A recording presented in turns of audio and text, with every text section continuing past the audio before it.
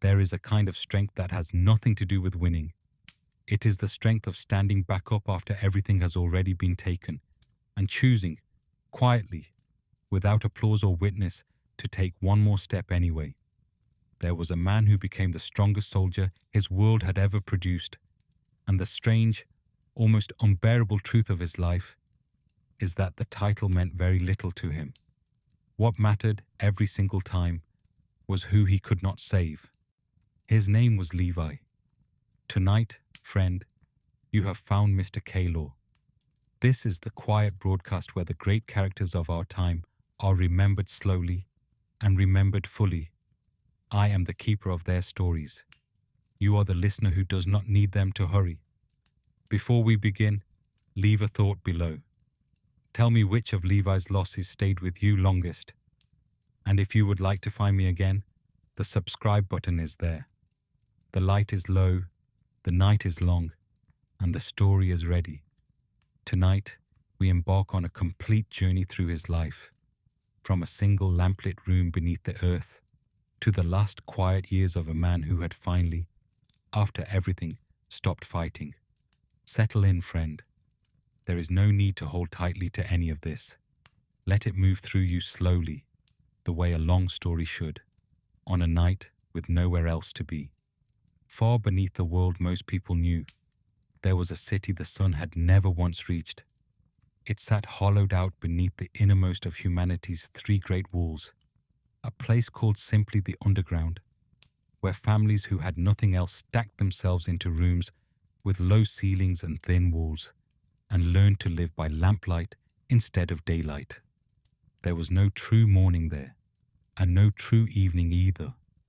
Only the same flickering orange glow stretching on without end, broken occasionally by shadow, and a silence that settled over everything like dust on old furniture. People who grew up in that city often said the strangest thing about it was never the darkness itself, but how quickly the body stopped noticing it. A person adjusts to almost anything, given enough time and enough necessity. The heart adjusts more slowly, if it ever truly adjusts at all. The streets of the underground ran narrow and crooked, carved out long before anyone living there could remember, and they smelled of damp stone and old smoke, and whatever the lamps happened to be burning that particular week. Above them, far above, the people of the surface walked beneath open sky, farmed their land, watched the seasons change in ways the underground never could. Down below, none of that mattered. What mattered was whether there was food today, and whether the room you slept in was still yours by morning, and whether the people around you could be trusted even a little, or not trusted at all. Children grew up faster there than children anywhere else in that world, because childhood itself was a luxury the underground rarely had the patience to extend to anyone. In one of those low, cramped rooms, a woman named Levi Ackerman raised a son entirely by herself. She had no family to speak of, no name that opened any doors above or below. And so she did what so many women without options were forced to do in that city. She worked as a prostitute, trading what little she had left to offer in exchange for just enough money to keep a roof, however thin, over both their heads through another difficult week. She had been left pregnant by a client whose name she never once spoke aloud, not to friends, not to strangers, and certainly not to her own son. And when the boy was finally born, she gave him the only true inheritance she had left to offer him. She gave him her family name. He became Levi Ackerman, though in those earliest years, the name itself carried no particular weight beyond hers. It was simply what she called him, in a voice the underground never let grow too loud, in a room too small for anything but whispers, and the occasional careful laugh shared between them. Those who have tried to trace the earliest threads of Levi's life agree on the broad shape of it,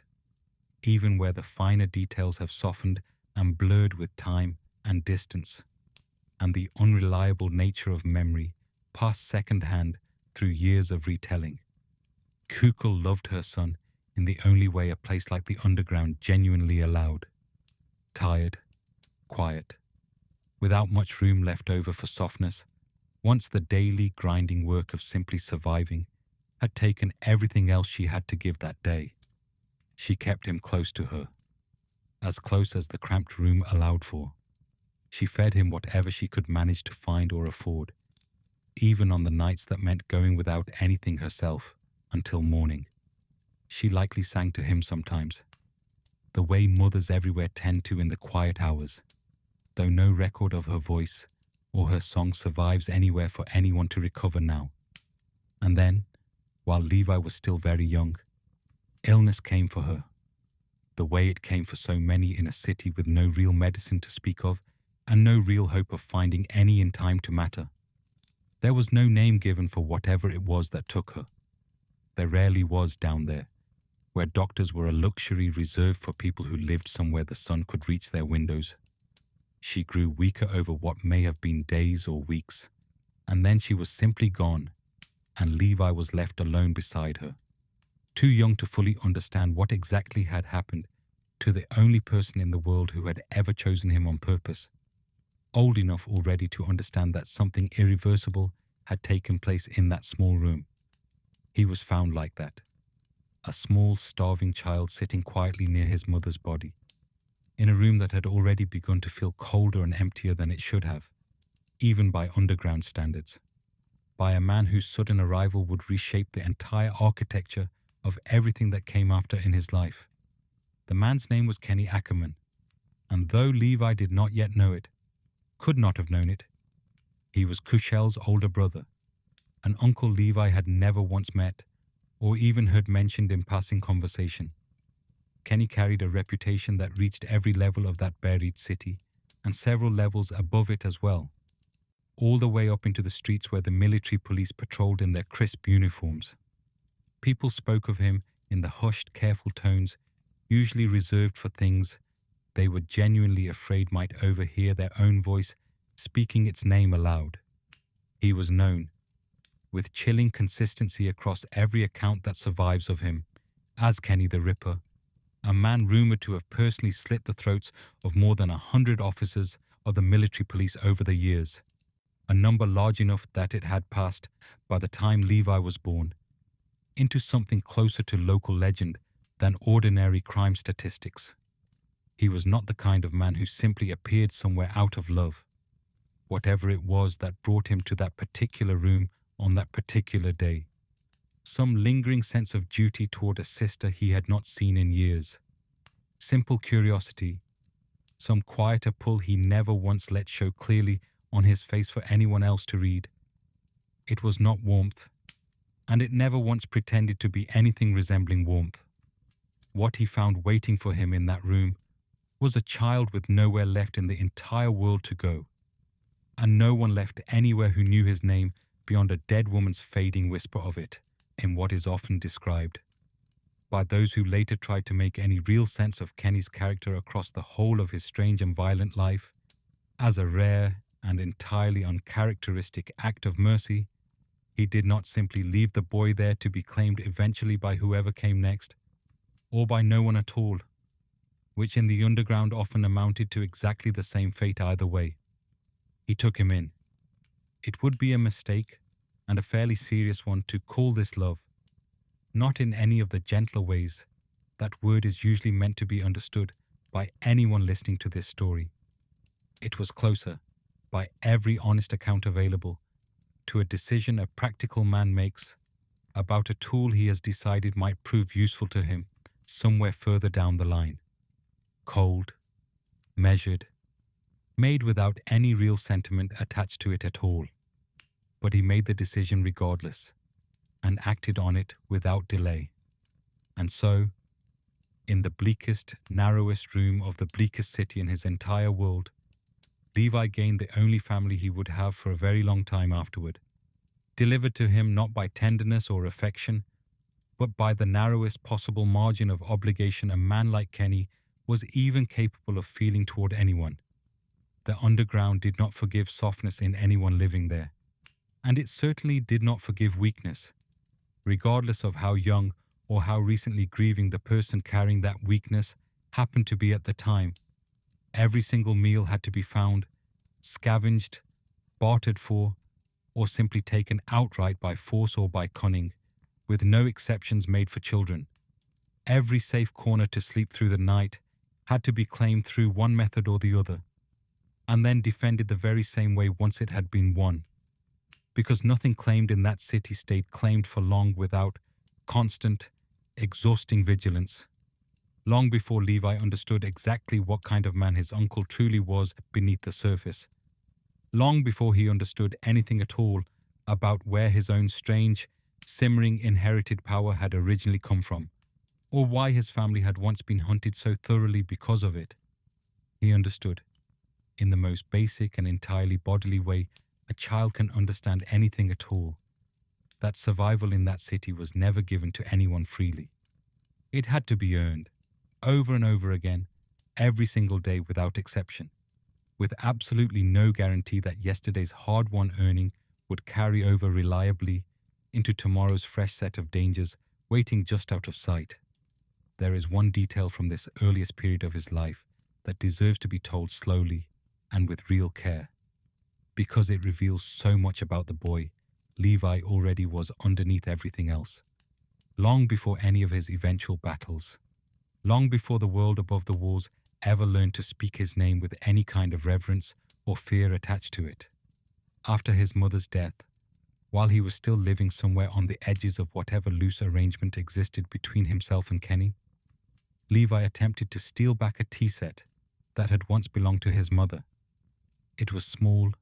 and painted, and entirely ordinary by any standard that mattered to the world above the walls, the kind of object that, anywhere else, might simply be replaced without much thought given to it at all. She had been forced to sell it at some earlier point, the way the truly desperate are eventually forced to sell almost everything they own, in order to buy food for the two of them during some particularly lean stretch neither of them had survived comfortably. To most people passing by on the street, it would have looked like nothing of any real consequence whatsoever. A handful of painted ceramic, worth a few coins at most to anyone else. But to a boy who had just lost the only person who had ever genuinely chosen to love him without condition, it must have represented something far larger than its physical size or its market value ever truly could. A small, tangible piece of his mother, sold away by hunger and circumstance, that some small, stubborn, grieving part of him simply refused to let go of without at least trying to get it back into his hands one more time. He was caught in the attempt almost immediately by merchants who had little patience for theft of any kind, and even less patience for an unaccompanied underground child trying to reclaim something that, as far as they were concerned, now legally belonged to them by right of purchase. The merchants who apprehended him, weighing their available options, the way merchants in that particular city often did when faced with an inconvenient, undocumented child causing trouble, seriously considered simply selling him into slavery outright. Not by any means an uncommon fate for unclaimed children with no family willing or able to speak for them in that part of the world at the time. Levi resisted the moment he understood what they were quietly discussing among themselves. Starving, badly outnumbered, with no real leverage, and no one nearby willing to intervene on his behalf, he still fought back with everything his small body had left to give, rather than simply accept whatever they intended to do with him next. He was beaten for that resistance, savagely, nearly to the point of death, left afterward in roughly the same condition his mother had left him in weeks earlier, alone and barely breathing in the dark. It would not be the last time the world attempted to take something from him by force, and it would not be the last time, not by any measure, that he chose to refuse that taking with everything available to him in the moment, even when refusing cost him almost everything he had left to give in return for the privilege of resisting. What is striking, looking back across the entire long arc of his life from this single early brutal moment, is how completely and how permanently the pattern set itself, this early, this young, in a boy who had not yet even learned to read properly. Loss arrived first, Swift and total and without warning. Resistance followed almost immediately afterward, nearly involuntary by that point, baked into him already by sheer repetition. And survival came last of all, always at a steep cost, never once given freely or without scars left behind to mark the price of it clearly. Long before anyone anywhere called him humanity's strongest soldier, long before any title or legend ever attached itself properly to his name, he was simply a child trying desperately to hold on to the last fragment connecting him to his mother, in a city that had already taken everything else she had ever managed to give him during her own short, difficult life. The lamps of the underground burned low and steady through all of this, never quite bright enough to chase every shadow fully out of any room. And in that permanent flickering half-light, a boy who had lost his mother began, slowly, and without any real understanding of what was happening to him, to be shaped entirely by the only person left anywhere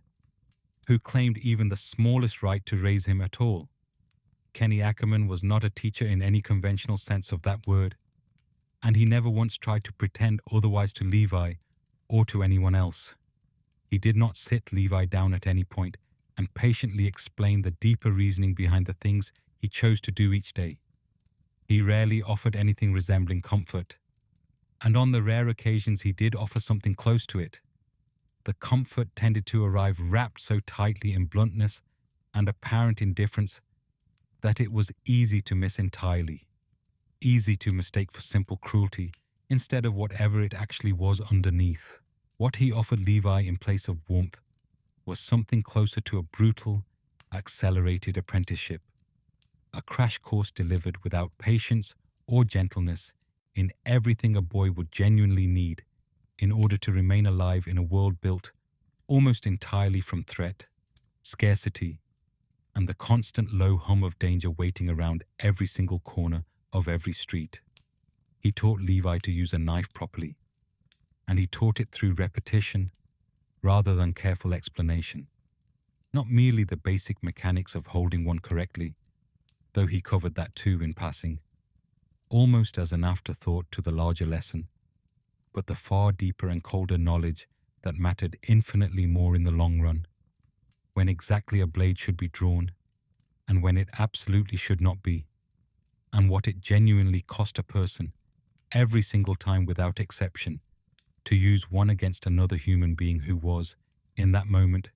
trying just as hard to survive as he was. He taught him how to read an entire room within seconds of entering it, how to gauge instantly who among the people gathered there was actually dangerous,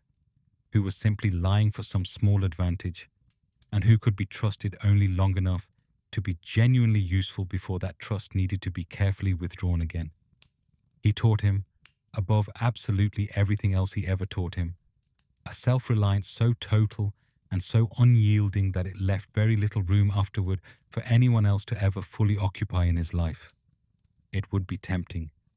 looking back now from a much safer distance, to imagine all of this as some dark, twisted mirror of an ordinary childhood, a strange, violent echo of a father patiently teaching his son to fish, or to ride a horse, or to throw a ball with proper form out in some quiet field somewhere far from danger. But that comparison collapses almost immediately under any real scrutiny, because the stakes involved were never remotely similar in scale. What Kenny was actually deliberately preparing Levi for was nothing nearly so gentle, and nothing built on the quiet, comforting assumption that someone reliable would always be nearby to help if things eventually went wrong. He was preparing him, specifically and with full intention, for a life in which absolutely no one was coming to help, ever, under any circumstances at all. A life where the only thing standing between Levi and total disaster in any given moment of crisis would be Levi himself, and nothing else available to him in the world. Somewhere within this same difficult period, something else happened to Levi that those who have since studied the deeper mysteries of the Ackerman bloodline still cannot fully or satisfyingly explain, even now, with the considerable benefit of hindsight. and far more information available than anyone had access to at the time. He felt something awaken inside his own body, suddenly and entirely without warning. Power is the closest word available to describe what happened, though the word itself never quite manages to capture the full strangeness of the experience. It was not magic in the way old stories and fairy tales tend to describe magic working. It was, instead, a sudden, overwhelming surge of raw strength and impossible speed, and seemingly endless endurance that pushed far beyond anything an ordinary human body should reasonably have been capable of producing under any normal circumstances. The few accounts that survive describe it as a kind of power that does not fade once it has fully surfaced in a person who carries it. It only deepens further over time, sharpened again and again by every fight that follows its first sudden appearance, almost as though violence itself were the fuel required to keep it burning steadily inside someone. Levi was not the only member of his bloodline to carry this strange and frightening gift passed down through generations. It moved quietly through the Ackerman family, the way certain old, dangerous knowledge sometimes moves silently through a single bloodline across many years. A family that had, by the time Levi was even born into it, already been persecuted so thoroughly and for so long that only a small, scattered handful of them remained alive anywhere in the entire world. By that point, why this strange power existed at all, and why his family had been hunted specifically because of it for reasons no one alive could fully explain to him, were questions that would trail behind Levi for the entirety of his life, unanswered, for years and years at a stretch. Questions that even Kenny himself, a man who had lived so much longer and had seen and personally survived so much more of the world's particular cruelty, could never fully resolve, even privately, even for his own peace of mind in his final years. What can be stated plainly, without much real room for dispute among those who have studied this part of his life carefully, is that this strange power first awakened fully in Levi sometime during his difficult years in the underground, while Kenny was still actively, deliberately teaching him to fight for his own survival. And once it had truly surfaced in him, once it had been called up from wherever inside him it had been quietly sleeping until that point, it never receded again afterward for the rest of his life. It simply became a permanent part of him, as lasting and as quietly strange as his own given name had always been. There came a day, inevitably and without any real warning given to him in advance, when Kenny privately decided that Levi had finally learned enough from him to be left alone. Not enough to be happy, certainly, not by any reasonable measure of that word. Not enough to be safe or comfortable, or anything even remotely resembling whole as a person after everything he had already endured. Simply enough, by Kenny's own cold and private calculation, to survive reasonably well without him standing nearby any longer to supervise or intervene on his behalf. And so, in the middle of an entirely ordinary fight against some opponent whose name history did not bother to record for anyone, with no warning given to Levi beforehand and no real explanation offered to him afterward, Kenny simply turned and walked away from the fight and from Levi, and did not come back again for a very long time. He did not say goodbye in any meaningful sense of that word. There was no final lesson delivered with any particular gravity or ceremony attached to it. No parting words offered to soften the considerable blow of what was actually happening to the boy he was leaving behind in that moment. He left the exact same way he had made nearly every other decision throughout the entire time Levi had known him. Quickly, coldly, and without once looking back over his shoulder to see how the boy he was abandoning might be taking the sudden, total loss of him. It is genuinely difficult, even now, to overstate how thoroughly this single decision reshaped the entire remaining course of Levi's life going forward from that exact point. Here was a boy who had already lost his mother to an unnamed illness in a dark room, who had then been taken in, however coldly by the only living relative he had left anywhere in the entire world, and who was now, for the second time in his short life,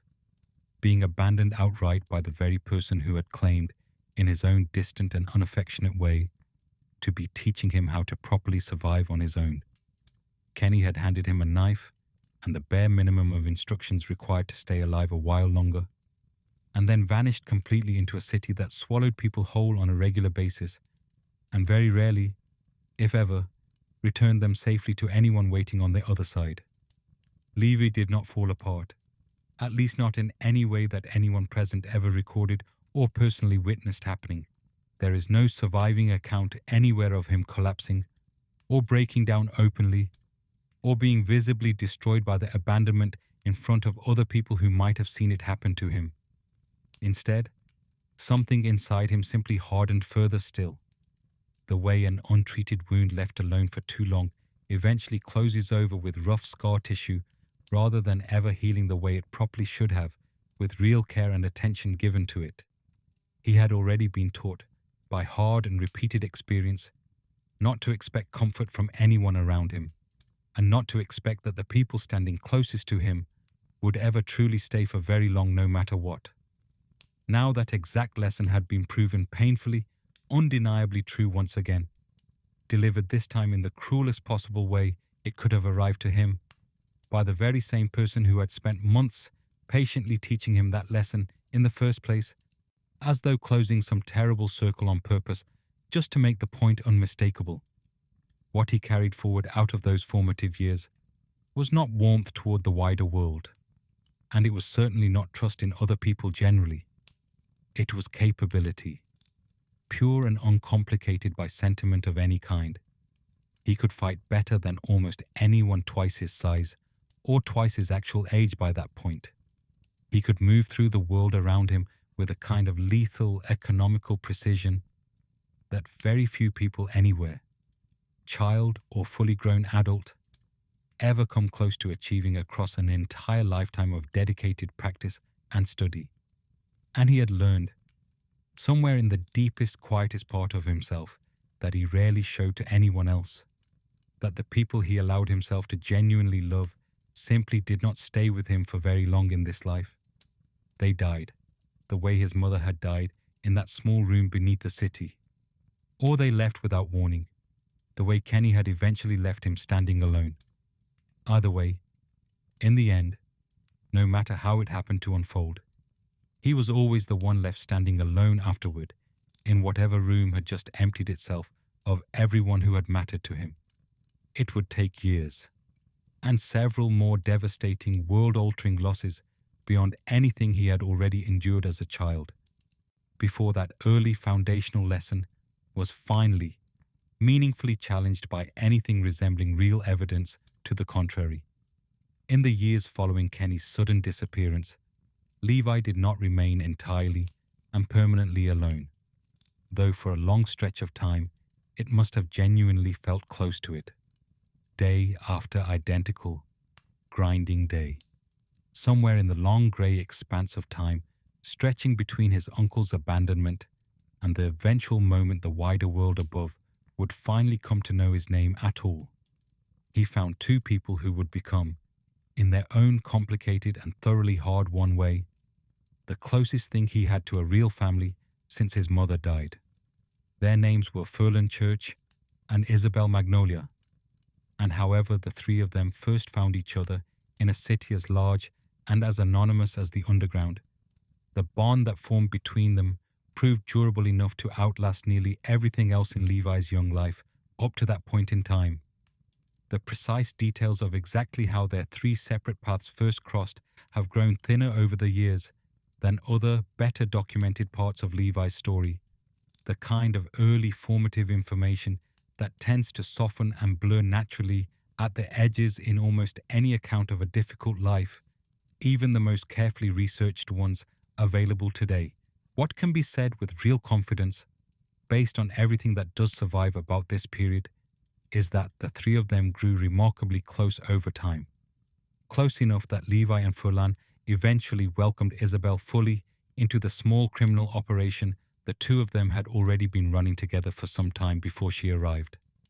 and close enough that the two young men personally took it upon themselves to train her directly in the proper use of omnidirectional mobility gear. The very same specialized equipment soldiers above ground relied on to fight Titans from the open air during expeditions. Down in the underground, far below where any Titan could ever realistically hope to reach them, that same expensive gear served an entirely different and far more practical purpose for three young people with nothing else of value to their names. It allowed three sufficiently skilled individuals to move with real, dangerous speed through the city's narrow, twisting streets and alleys, to evade pursuit effectively whenever a job inevitably went wrong somewhere along the way, and to pull off the kind of fast, tightly coordinated thefts that kept all three of them reasonably fed and genuinely alive in a city that offered no mercy whatsoever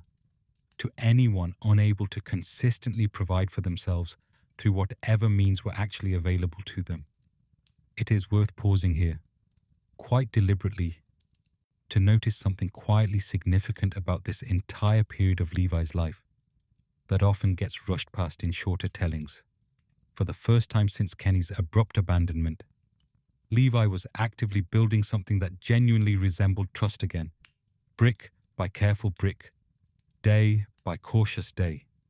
He was not simply enduring beside Furlan and Isabel the way he had endured so much else already in his short life up to that point,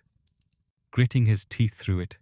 and quietly waiting for the inevitable loss to arrive on schedule. He was actually relying on them in a real, active, ongoing way that required something close to genuine vulnerability on his part. They, in turn, were relying just as fully and just as completely on him for their own survival. It was the closest approximation of an actual family he had managed to build for himself entirely on his own terms, through his own deliberate choices, rather than having something resembling family simply handed to him briefly by pure circumstance, only to have it ripped away again without any warning at all, the way it had happened with his mother and then with Kenny. This fragile,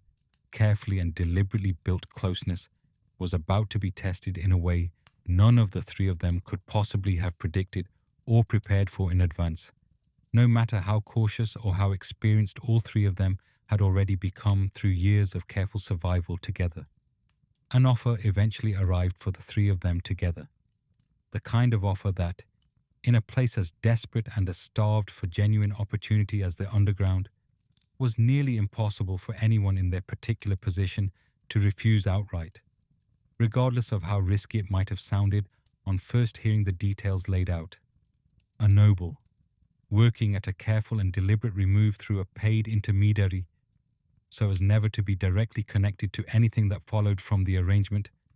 wanted a very specific job carried out on his behalf. The surface details of the job were simple enough for any of them to understand immediately upon hearing them. Infiltrate the Survey Corps, the specific branch of the military responsible for the extraordinarily dangerous work of venturing far beyond humanity's protective walls to confront Titans directly in open combat, and then use that hard-won position, once it had been properly secured through genuine, demonstrated service, to assassinate a particular section commander named Erwin Smith in direct exchange for completing this task successfully and without complications. The three of them would receive a substantial sum of money, and something that mattered to them even more than the money itself ever could: full, legitimate citizenship on the surface, a genuine and lasting chance to finally live somewhere the actual sun could reach their faces every single morning without exception or interruption. For three people who had never once, in their entire lives up to that point, known a sky that wasn't made entirely of cold stone and flickering lamplight stretching overhead, the offer must have felt, in that very first moment of hearing it laid out plainly, almost too good and too perfectly suited to their exact situation to question very closely or very skeptically before accepting. They accepted the job without much hesitation between them, and in accepting it so readily, all three of them unknowingly set themselves directly on a collision course with a man whose name none of them could possibly have guessed, at the time, would go on to reshape the entire remaining course of Levi's long and difficult life from that point forward. The job that followed unfolded by every surviving account of that particular night as a fairly straightforward heist, an attempt to disrupt and rob a line of merchant supply wagons moving through the district, intended partly as practical financial cover for the larger operations still ahead of them, and partly as a way of establishing genuine credibility with their new employer before the far more dangerous plan against Irwin could be set fully into motion. Levi, Furlan, and Isabel worked together that night, with the same fluid, well-practiced coordination that had already kept the three of them alive together for years. By that point in their partnership, knocking heavy supply crates cleanly off their wagons in the dark, creating just enough sudden chaos for a fourth member of their small crew to grab whatever was most valuable nearby and escape quickly on foot while the other three covered his retreat from any pursuers. It went wrong almost immediately,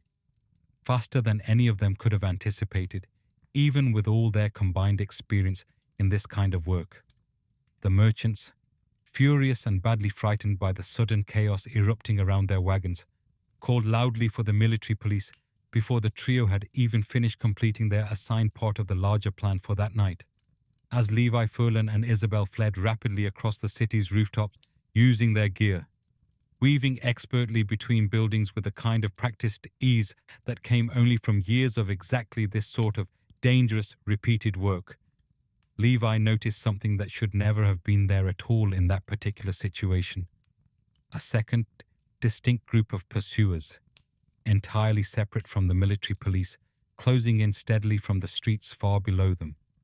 wearing the unmistakable dark green cloaks that marked them clearly and unmistakably as Survey Corps soldiers,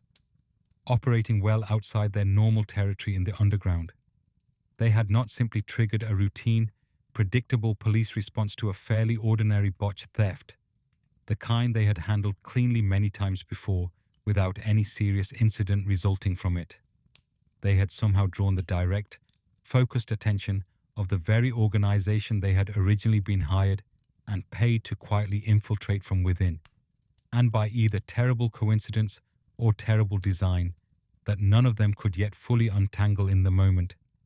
the close personal attention of the very man they had ultimately been hired to kill. The three of them split apart instinctively in the chaos, each one trying desperately to finish their individual piece of the larger job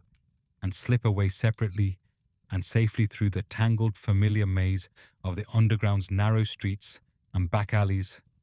they had known their entire lives. Levi maneuvered quickly into one building, exited again through a completely different point entirely on the far side, dodged one pursuing soldier with practiced, almost effortless ease, honed by years of exactly this, and then collided hard and without any warning at all with a much larger soldier, a man he would later come to know personally as Misha Zakharis. The two of them crashed together violently through an entire stack of abandoned merchant crates stacked nearby, and Levi, drawing a knife on pure honed instinct built from years of facing exactly this kind of sudden danger, found himself fighting desperately for his own life against a soldier whose raw combat skill very nearly matched his own, blow for blow in that narrow space. He managed, somewhere in the frantic chaos of that fight, to knock one of Misha's two blades cleanly aside and moved in immediately afterward to finish the confrontation decisively before it could possibly turn back against him. And that was the precise frozen moment when absolutely everything in his entire life changed forever, all at once, without warning. A second man stepped calmly and deliberately between the two combatants, intercepting Levi's incoming strike with a level of composure that should have been entirely impossible for anyone standing in the middle of a fight that genuinely violent and that genuinely desperate for survival. It was Irwin Smith, standing there as though none of the surrounding chaos truly touched him at all in that moment. He made absolutely no move to draw any weapon against Levi in that frozen, suspended instant between one heartbeat and the next. He simply told him, in a calm and level voice that somehow cut clearly through all the surrounding noise to stop entirely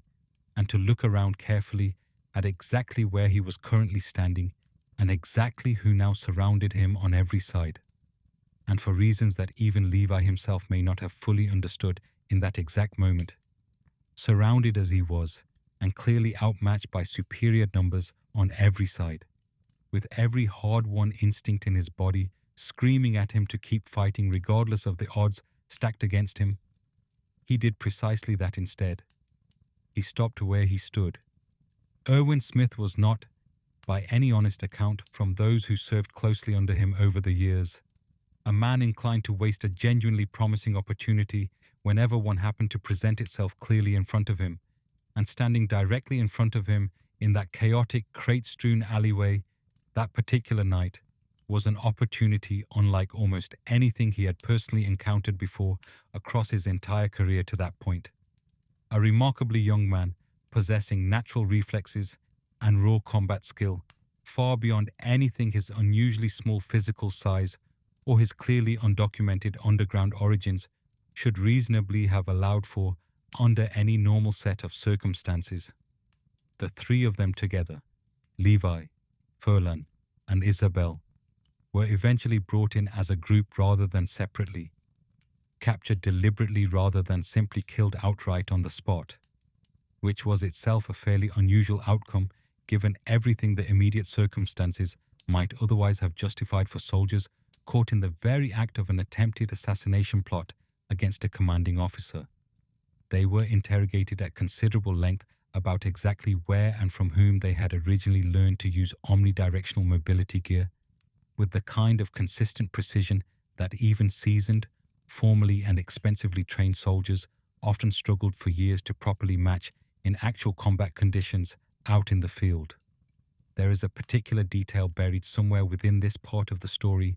that matters enormously to understanding both what kind of man Erwin truly was beneath his calm exterior,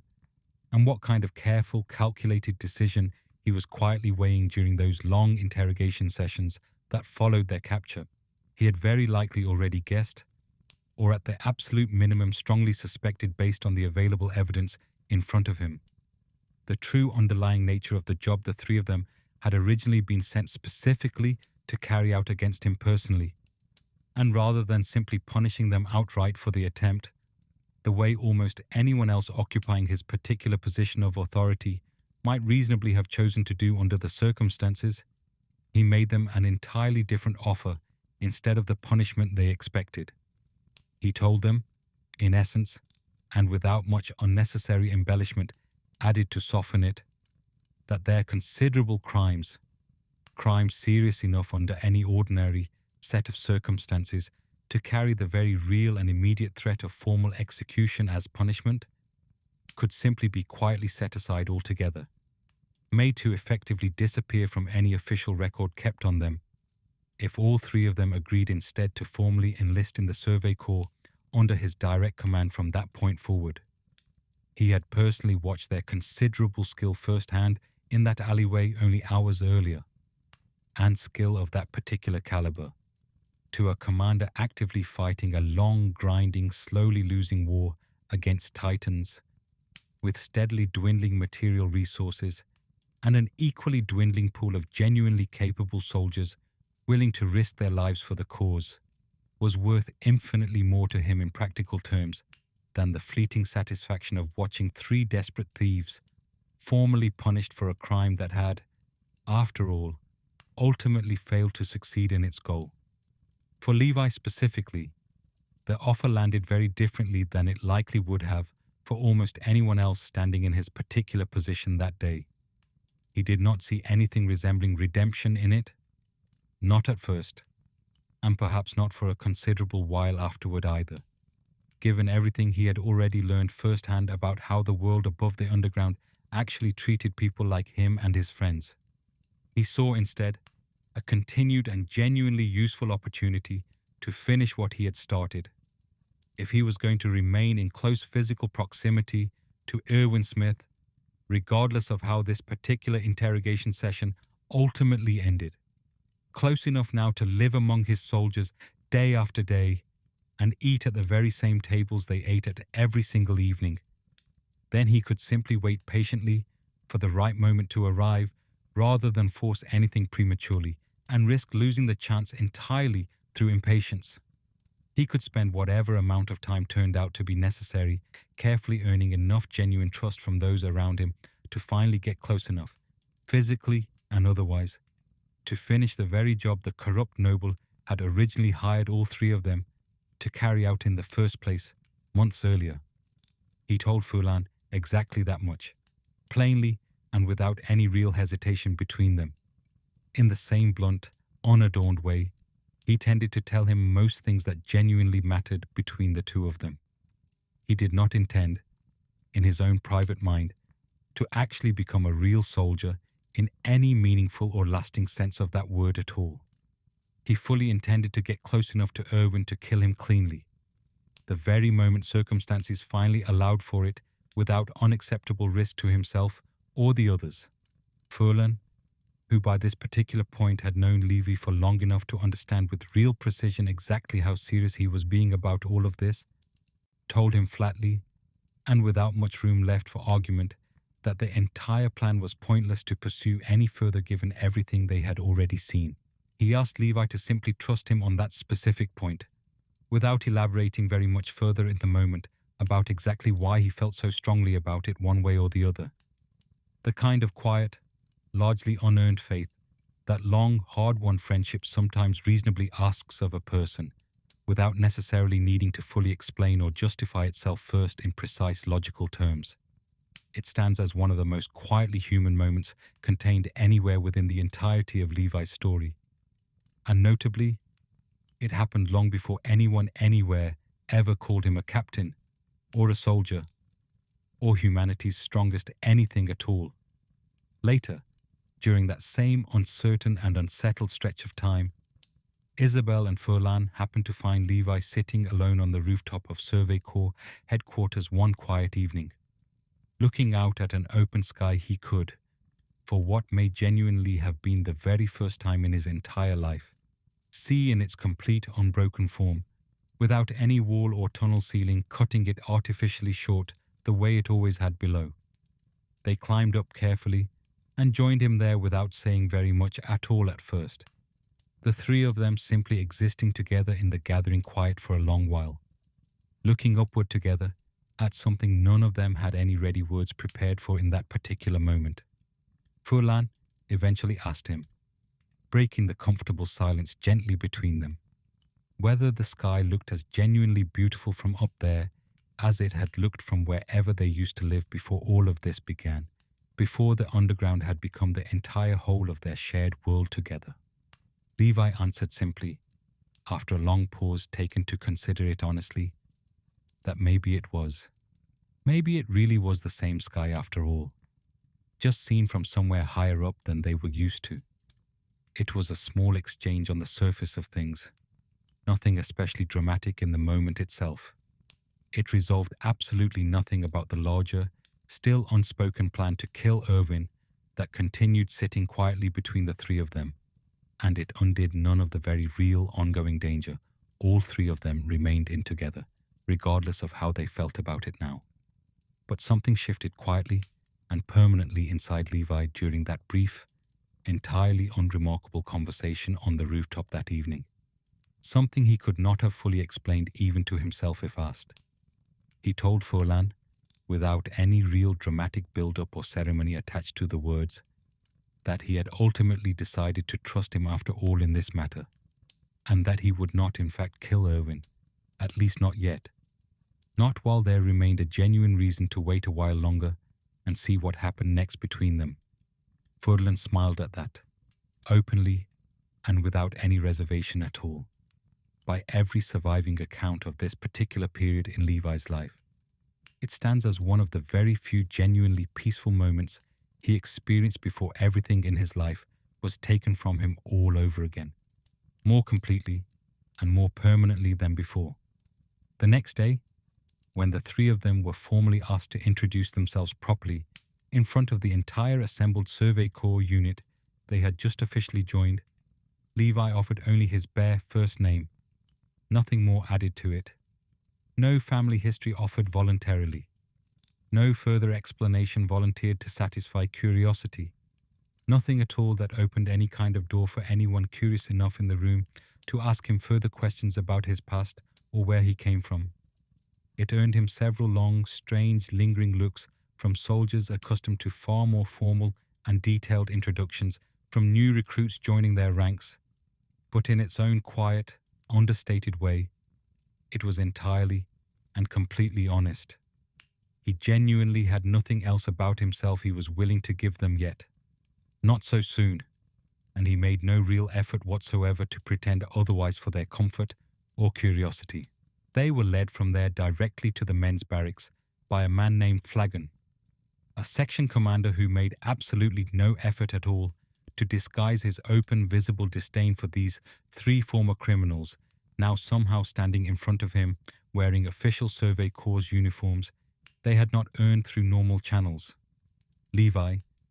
walking into a barracks room that struck him immediately and viscerally as filthy by his own exacting, almost obsessive personal standards of cleanliness,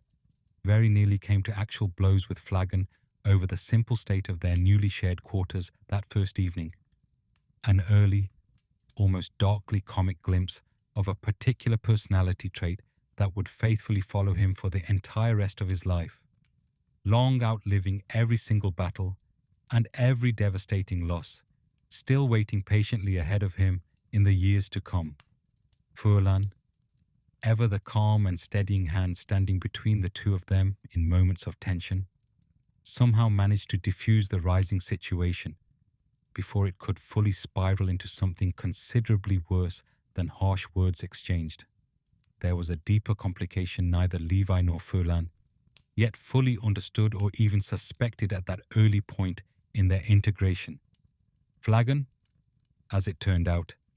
had already been quietly and privately warned in advance that the Survey Corps leadership believed these three particular new recruits were planning something dangerous against them from within. Their capture in that alleyway the night before had not been simple, random bad luck, a chance run-in with soldiers who happened to be in the wrong place at exactly the wrong time during a routine patrol. It had been, at least in significant part, a carefully controlled and entirely deliberate operation, designed specifically and intentionally to draw three dangerous, unusually talented strangers directly into the fold, where they could be closely watched at all times, allowing Irwin to observe them at considerable length and decide, entirely on his own private timeline and according to his own careful judgment, exactly what to eventually do with all three of them going forward. Levi did not yet grasp, in those early days of his new life, how thoroughly and how completely he had already been seen through by the very man he still privately intended to kill the first chance he got. He understood only in that moment that for the first time in many difficult years, he had agreed to place a genuine measure of real trust in someone other than Furlan and Isabel, and that this single, almost offhand decision, made quietly on a rooftop one evening, would, in time, prove to be the single most important decision he would ever make across the entire remaining length of his complicated life. The senior leaders of the Survey Corps debated privately and at considerable length what exactly should be done, in practical terms, with their three new and genuinely complicated recruits sitting uneasily in their ranks.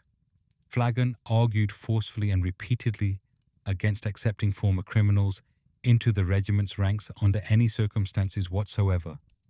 worried openly and vocally that their continued presence would corrode the hard-won discipline and morale of soldiers who had earned their place through years of difficult, formal training, rather than through coercion, blackmail,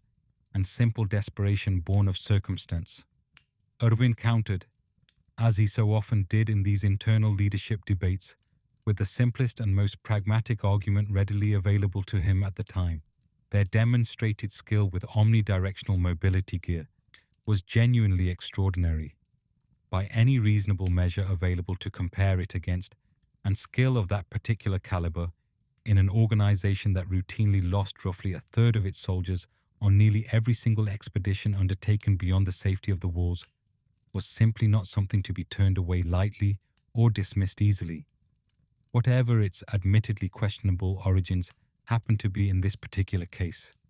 Commander Keith Sadie's ultimately sided firmly with Irwin's careful reasoning on the matter after hearing both sides argued out, and Levi, Furlan, and Isabel were formally and officially accepted into the ranks of the Survey Corps as full recruits going forward. They were assigned together as a group to Flagon's particular squad, much to his continued and barely concealed personal displeasure at the arrangement forced upon him, and the next strange, uncertain chapter of their unexpected new lives together began in earnest from that point forward in their shared story. There was a great deal of additional training involved during this early period, meant in part to help them prove themselves further to soldiers, who clearly remained deeply skeptical of their presence and their underlying motives for being there at all. There was one particular moment during this stretch, witnessed directly by several others present, including a young, endlessly curious recruit named Hang Zoe, where Levi's deliberately unconventional grip and genuinely unusual personal fighting style with his twin blades drew both open, harsh criticism and genuine, undisguised fascination in roughly equal measure from those watching him train that day. Flagon complained loudly and repeatedly about how strange and improper it all looked compared to standard military technique taught in training. Hanger, by sharp contrast, found the entire unconventional approach brilliant and fascinating, something genuinely worth careful study rather than simple correction or outright dismissal.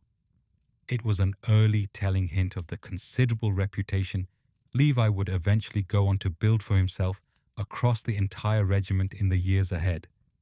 A fighter who simply did not move through combat the way anyone watching him expected him to move, and who became, as a direct result of that unpredictability, nearly impossible for any opponent to reliably anticipate in the heat of actual battle. But underneath all of this intensive training,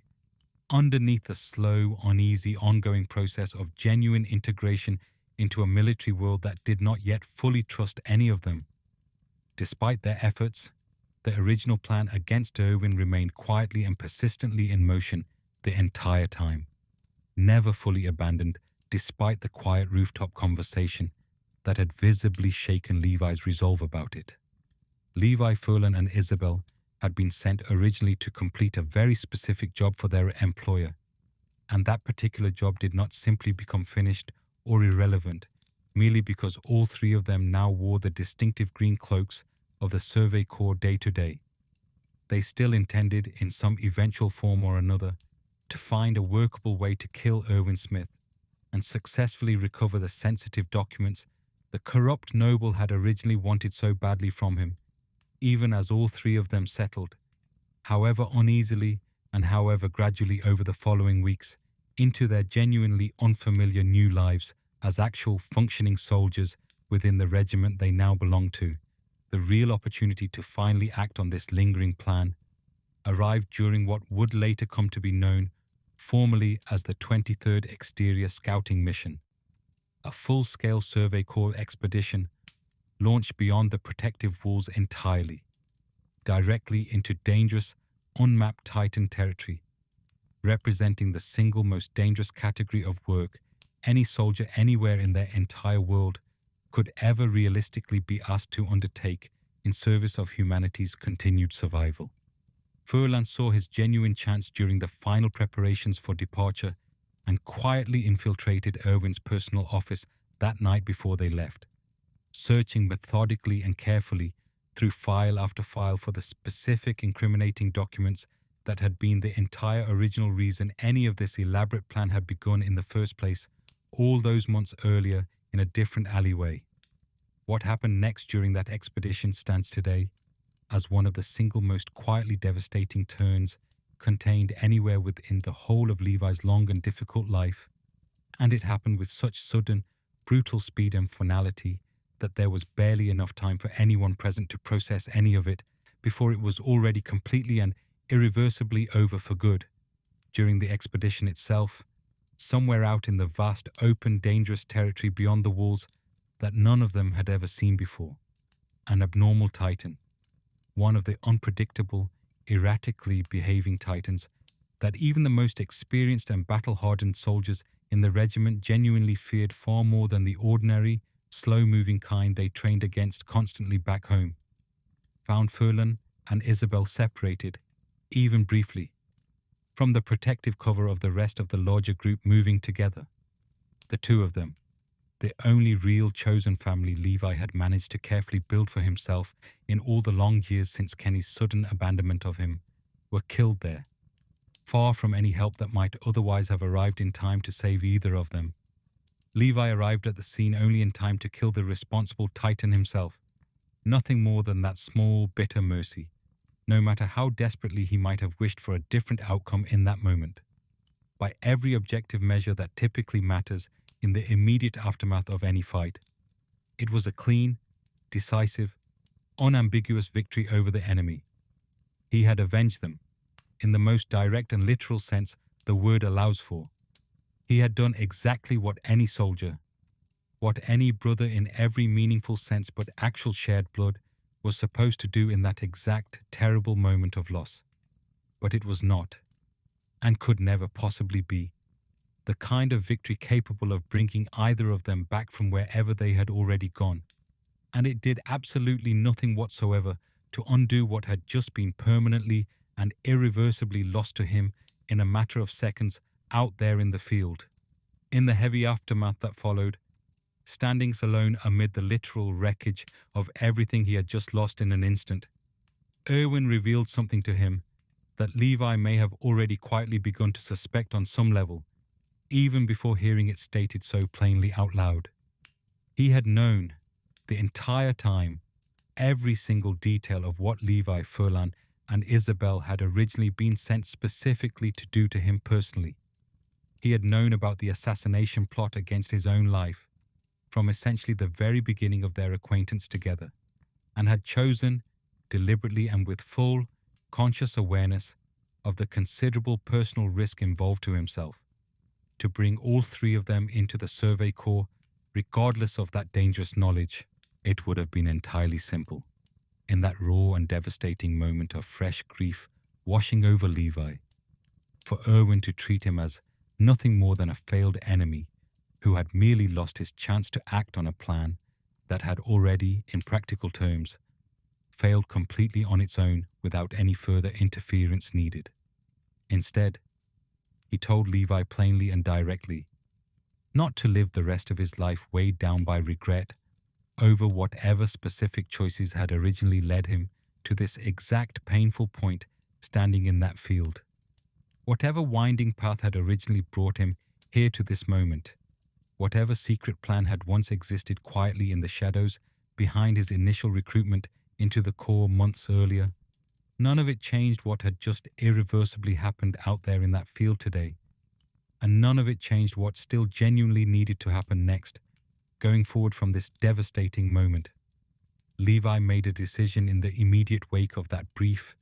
devastating conversation that would go on to define the entire remaining shape of his life from that point forward for decades to come. He chose, consciously and deliberately, to remain in the Survey Corps rather than leave or seek some other form of revenge against the world. He chose to follow Erwin's orders completely and without reservation from that exact day forward for the rest of his military service. Not because the original assassination plan against Erwin had ever been formally or officially called off in any real explicit sense between the two of them, but because something fundamental had shifted quietly and completely inside Levi himself in that moment,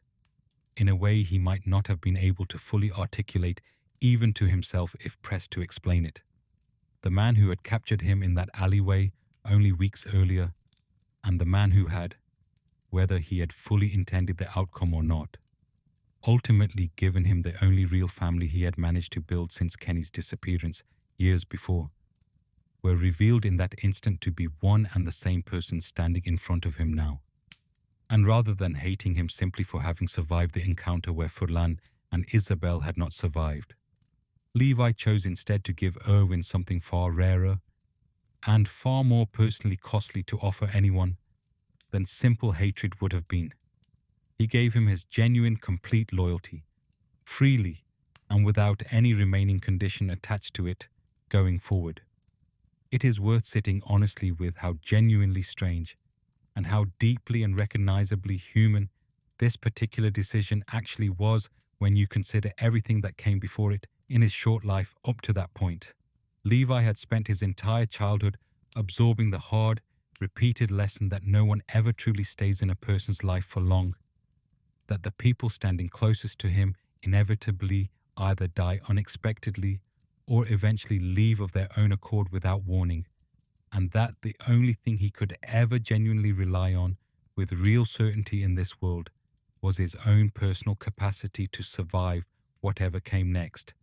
entirely alone if it ultimately came down to that. And now, having just lost the only two people who had finally,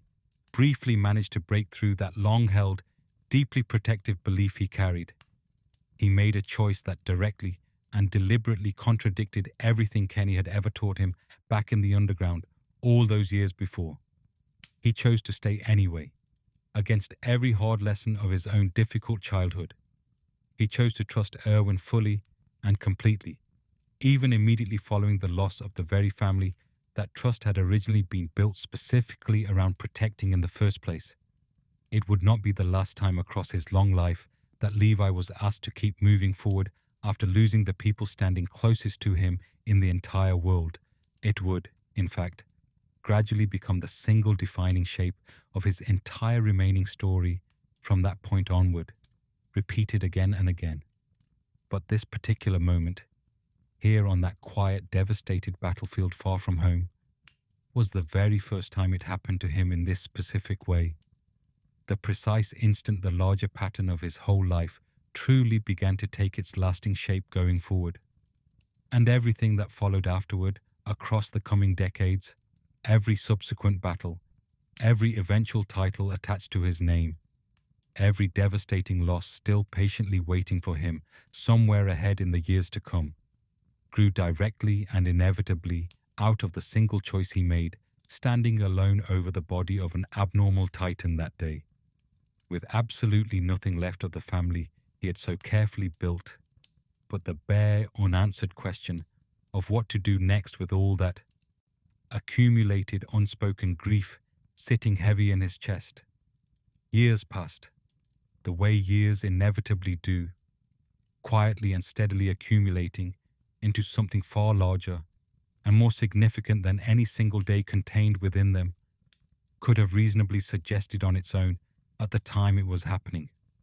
The man who had once introduced himself to an entire skeptical room using nothing more than a bare first name eventually became something far larger and far more consequential than anyone standing in that original chaotic alleyway could possibly have predicted with any real confidence back then. He became Captain Levi Ackerman, the recognized leader of the Special Operations Squad operating within the Survey Corps, and he carried with him from that point forward into every single room he ever entered for the remainder of his life one single, inescapable, weighty title, attached permanently to his name from then on: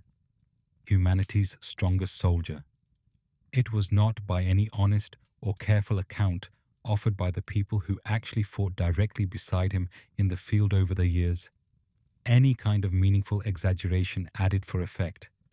He was widely said to be worth an entire military brigade in active combat all on his own, a single soldier whose individual skill alone could meaningfully shift the entire outcome of major battles that would otherwise, by any reasonable calculation made beforehand, have ended in total and complete defeat for the Corps involved. And yet, for all of that fearsome, hard-won reputation trailing constantly behind him wherever he went in the world, Levi himself remained physically unassuming in almost every visible respect, a fact that continued to surprise people meeting him for the very first time without prior warning. He stood barely over 5 feet tall in total height, with a deceptively youthful face that made it remarkably and consistently easy for strangers to underestimate him completely on first impression, right up until the precise moment circumstances forced them to actually watch him fight in earnest against a real threat. There was a softer, considerably more gentle detail that travelled alongside his otherwise fearsome and intimidating reputation across the regiment, one that managed to humanize him in a way nothing else about him quite managed to accomplish on its own merits. Hang Zoe, the very same curious soldier who had once openly marvelled at his unconventional fighting style during those earliest training sessions years before this, liked to joke privately, and sometimes not so privately in front of others, that Levi's countless admirers scattered across the entire regiment would be utterly heartbroken if they ever learned just how much of a genuine, committed clean freak he truly was, underneath that intimidating exterior he presented to the world. It was, by every reliable account that survives of him, entirely and completely true. He simply could not tolerate dirt, disorder, or mess of any kind whatsoever, whether it appeared in his personal living quarters or in his carefully maintained combat equipment. And he approached the simple, ordinary task of basic cleanliness with exactly the same exacting, almost obsessive level of precision he brought to absolutely everything else of consequence in his demanding life, whether large or small, trivial or critically important to the mission at hand. It was a relatively small, almost comic detail about him, certainly, when set directly against the much larger and more dramatic scope of his overall story across the years. But it mattered a great deal in its own quiet way, because it represented a genuine piece of him that had nothing whatsoever to do with violence or survival or any of the grim, weighty things the world above had gradually come to closely associate with his name over time. It was simply Levi, the actual complicated person quietly continuing to exist, underneath the legendary soldier everyone else around him tended to see first, and remember most vividly when his name came up. The demanding world he had sworn himself to faithfully serve did not offer him very much room to simply exist as that quieter, more human person. However, not for very long at any given stretch of time available to him. 5 full years after the catastrophic fall of Wall Maria, when a sudden colossal titan first breached humanity's outer defenses entirely and forced a desperate, chaotic mass retreat behind the relative safety of the inner walls remaining, the Survey Corps prepared once again, as they always eventually did despite their losses, for another full expedition beyond them into hostile, unknown territory. It was during this particular period, amid all of that careful preparation underway, that Captain Levi was first introduced more widely to the watching public eye, specifically as humanity's strongest soldier, riding solemnly through the city streets alongside Hangar Zoe as the entire assembled corps paraded slowly toward the outer gates ahead of their official departure that morning. Among those who happened to watch him pass by that particular day, standing somewhere in the dense crowd lining both sides of the street to see them off, were 3 young children whose individual lives would, in time, become deeply, permanently, and irreversibly entangled with his own in ways none of them could possibly have predicted that morning. Aaron Yeager, Mikasa Ackerman, and Armin Adalert, 3 names that would come to matter enormously to the entire remaining course of his story from that point on. Aaron, in particular, had genuine reason that specific day to remember the striking sight of Levi riding past more vividly and more permanently than most other people standing nearby in that same crowd watching. He had only recently watched his own mother die right in front of him at the hands of a rampaging titan, and the powerful sight of trained soldiers riding boldly out beyond the protective walls to fight back directly against that exact same horror left a deep, lasting mark on him that would go on to shape the entire remaining course of his young life from that day forward without exception. He could not possibly have known, standing there quietly watching Levi ride past in the crowd that particular afternoon, just how deeply and how painfully their two very different paths were eventually destined to cross in the years still ahead of both of them. That eventual crossing arrived considerably sooner than anyone watching that parade go by could have reasonably expected at the time it happened, when Wall Maria finally and catastrophically fell completely under the weight of the attack,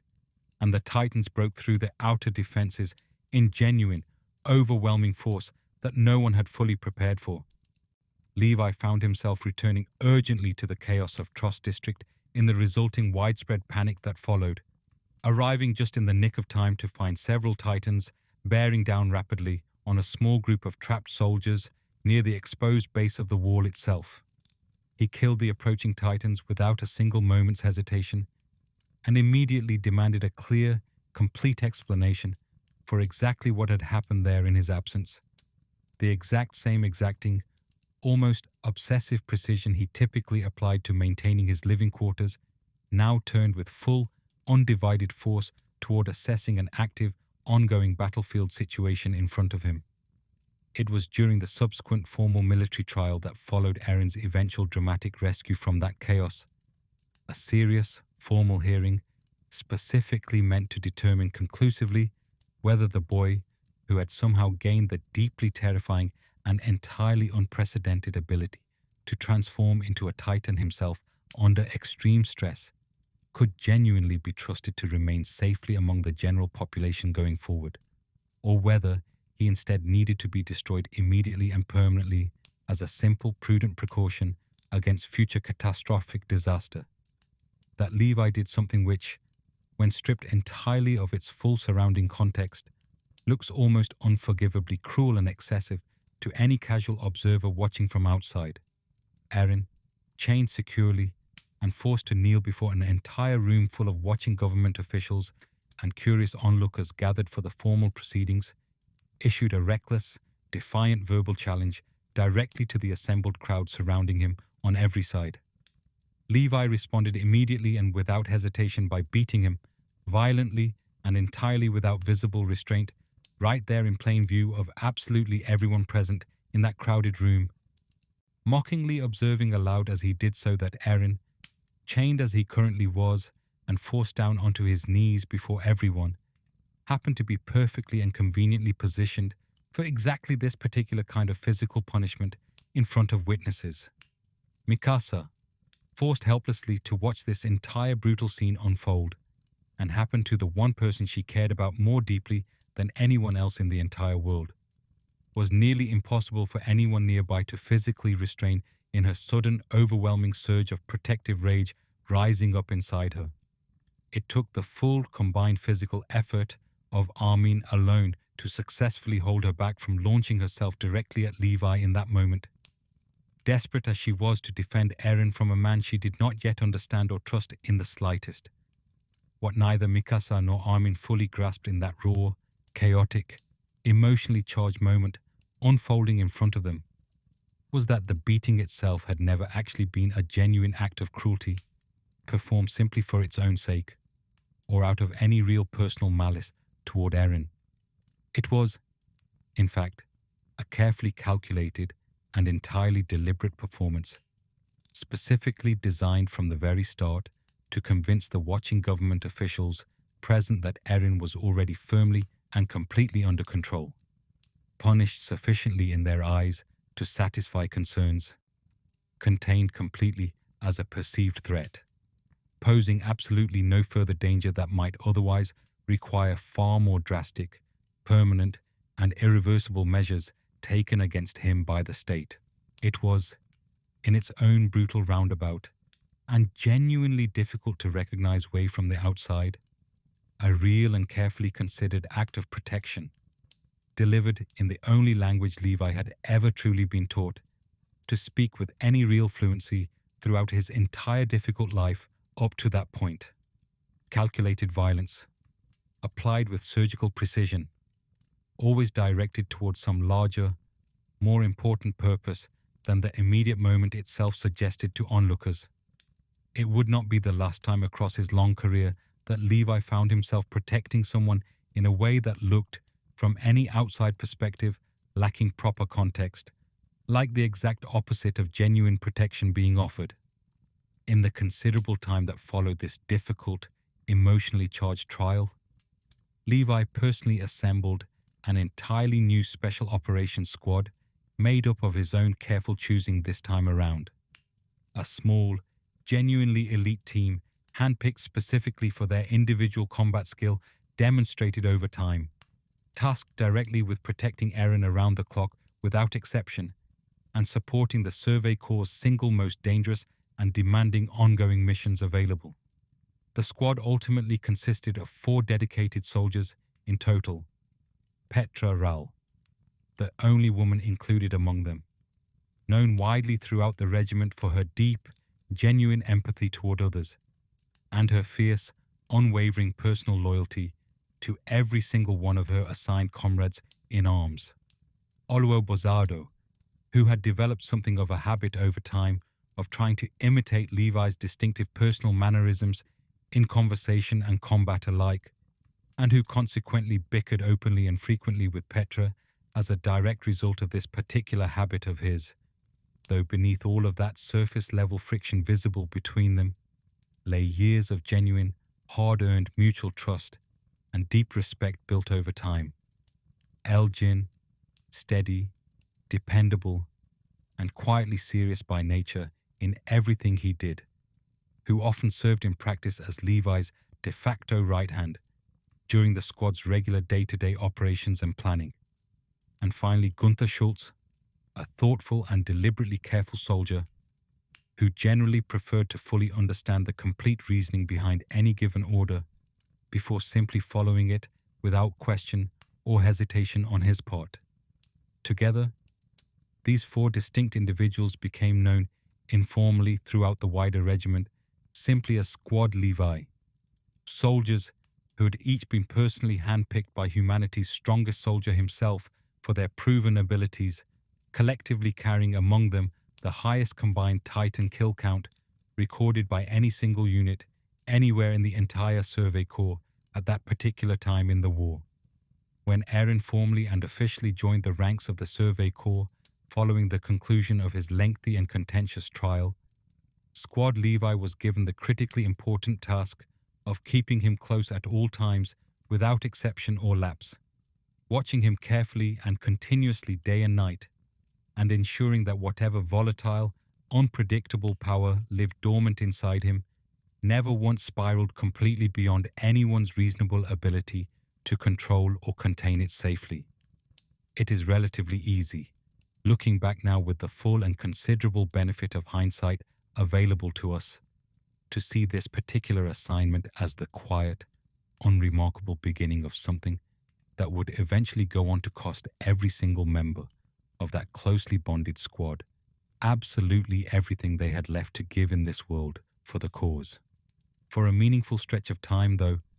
before any of that eventual tragedy arrived to claim them one by one, it was something else entirely different and considerably more positive in nature for everyone involved. It was, in its own rough, imperfect, occasionally bickering way, a genuine kind of family unit forming naturally among them, forged gradually over many months, through constant friendly arguing among themselves, shared rigorous discipline enforced by their captain, and shared mortal danger faced together repeatedly out in the field, but nonetheless entirely real, in exactly the way that mattered most to people who had each, in their own individual way, already given up a great deal personally just to be standing there together as a unit that day. Petra, Olo, Eld, and Gunther had each found in one another, and in their notoriously difficult and exacting captain leading them, the same fragile, hard-won kind of closeness Levi himself had once managed to find, however briefly and however long ago it now felt, with Furlan and Isabel, back in what already felt like an entirely different lifetime to him by that point in his life. History, across the long unfolding arc of Levi's difficult life, seems to carry an uncomfortable and frequently recurring habit of repeating its very cruelest patterns precisely at the moments he has finally allowed himself, against his own better judgment, built from hard experience, to grow comfortable and trusting again with the people around him. The specific threat that would eventually go on to shatter Squad Levi completely, beyond any reasonable hope of future repair, did not announce its arrival with any obvious or immediately recognizable warning sign that anyone present could have reasonably noticed in advance of the danger. It arrived instead, disguised carefully and effectively as one of their own trusted comrades in arms, hiding in plain sight among them for some time before revealing itself. During a particular mission directly tied to the regiment's ongoing search for the true underlying identity behind a troubling string of mysterious, deeply unsettling Titan-related disappearances and attacks that had been steadily plaguing the wider Survey Corps for some time leading up to this point, Squad Levi was specifically assigned to protect Eren closely, while the rest of the regiment worked urgently elsewhere to uncover the true identity of one particular Titan, a Titan capable, impossibly and terrifyingly, of transforming back into ordinary human form completely at will whenever it chose to do so. This same Titan had already killed several experienced soldiers with terrifying, almost surgical precision and clear underlying intelligence behind its attacks, and the wider Corps had grimly come, over time, to refer to it simply as the female Titan among themselves when discussing the threat. There was real, palpable tension building steadily within the squad, even before the true and devastating danger finally arrived in full, overwhelming force that particular day out in the field. Eren, growing increasingly frustrated at being deliberately kept in the dark about the larger strategic plan unfolding carefully around him without his knowledge or input, openly and somewhat angrily questioned why even elite, thoroughly trusted soldiers like Petra and Oluo had apparently not been told the complete truth either, despite their considerable seniority and proven loyalty to the cause over many missions. Petra and Oluo, genuinely stung by the clear implication buried within his pointed question that they themselves were perhaps not fully trusted by their own superior commanders despite years of dedicated service to the Corps, grew visibly and audibly angry at the suggestion being made. Eld, considerably more measured and thoughtful by nature than either of his two comrades in that moment, pointed out calmly and reasonably that Erwin must surely have had his own carefully considered, legitimate reasons for keeping such sensitive information so tightly restricted from nearly everyone involved in the mission, even trusted soldiers. It was a small, entirely ordinary and human moment of natural friction between friends, the exact kind that inevitably happens within any close-knit team, operating continuously under sustained, serious pressure for long stretches. And it would tragically prove to be one of the very last entirely ordinary, unremarkable moments Squad Levi would ever get the chance to genuinely share together as a complete, intact unit before everything changed. They were formally ordered to begin retreating together with Eren in tow, when a signal flare, originally intended to guide them safely and directly back toward their waiting horses nearby, instead led the entire group badly off course into unfamiliar, dangerous forest terrain they had not properly scouted in advance of the mission. As they made their way together carefully through the dense, unfamiliar forest surrounding them, believing with reasonable confidence that they had correctly received the proper official withdrawal signal as instructed by command, they thought, for one brief, fatal, and ultimately tragic moment shared between them, that they could see Levi himself returning directly through the trees ahead to personally meet them and guide the rest of the way home safely. It was not, in fact, Levi at all approaching them through the trees. What actually approached them instead through the dense trees, wearing his exact outward silhouette and a convincing soldier's uniform, was an unknown assailant who attacked with brutal, overwhelming speed and surgical precision, killing Gunther Schultz almost instantly with a single decisive strike before transforming directly in front of the three remaining stunned soldiers into the female Titan herself, shedding her human disguise completely in front of their disbelieving eyes in that instant. The trusted soldier they had unquestioningly accepted as one of their own number, the entire time had actually been a dangerous infiltrator from the very beginning of the mission, and the devastating, horrifying realization arrived for the survivors far too late to do anything at all to save Gunther from what had already happened to him in mere seconds out there. Aaron was ordered immediately and forcefully to flee the scene without any further delay whatsoever. Petra, Olo, and Eld made the deliberate choice to stay behind together and directly engage the female Titan themselves in combat, buying him the small but precious amount of time he would desperately need to escape safely from the area, fully and painfully aware in that moment of exactly what kind of overwhelming, near impossible danger they now collectively faced, together without their captain present anywhere nearby to help lead them safely through it, as he normally would have. What followed immediately afterward stands today, by every surviving detailed account of that terrible day, as one of the single most devastating and consequential battles recorded anywhere within the entire long history of the Survey Corps, as an organization fighting for humanity's survival. The 3 remaining members of Squad Levi fought together with absolutely everything they had left inside them to give in that desperate moment. They managed, briefly, and against genuinely steep odds stacked against them,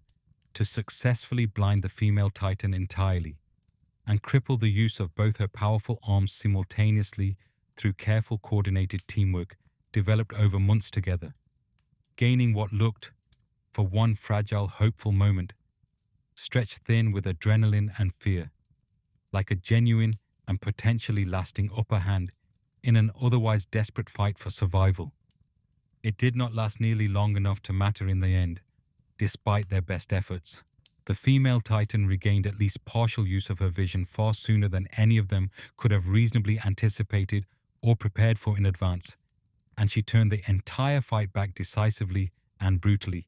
in her own clear favor with terrifying, almost effortless speed that none of them could fully counter or escape from in time. Eld, moving forward bravely to finish what the 3 of them had bravely started together as a team only moments earlier,